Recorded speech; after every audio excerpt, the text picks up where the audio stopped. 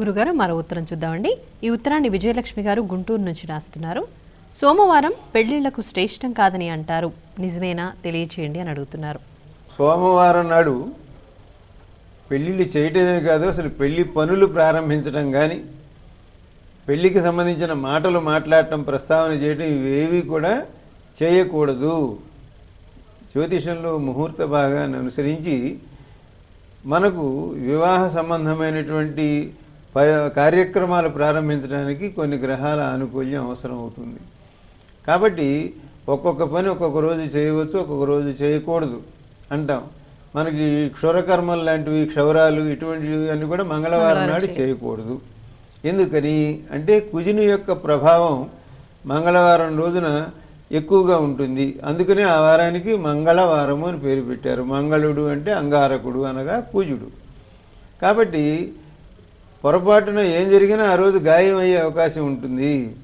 అందువలన ఆ రోజుని ఆ పని నిషేధించాం అని చెప్తే, ఏమండి నాకేం అవ్వలేదండి, నాకేమీ తెగిపోలేదండి, నేను బాగానే క్షౌరం చేసుకున్నాను అని అంటే నీకు కాకపోవచ్చు, మరొకరు కావచ్చు.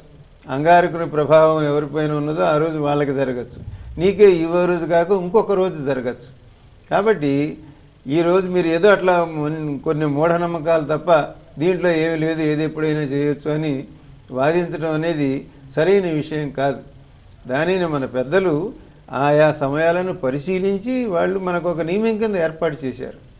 కనుక సోమవారం నాడు వివాహ సంబంధమైనటువంటివి అంటే వారి వారి జాతకాలలో కళత్ర స్థానం, దానికి సంబంధించి ఈ చంద్రుని యొక్క ప్రభావం ఉండకూడదు.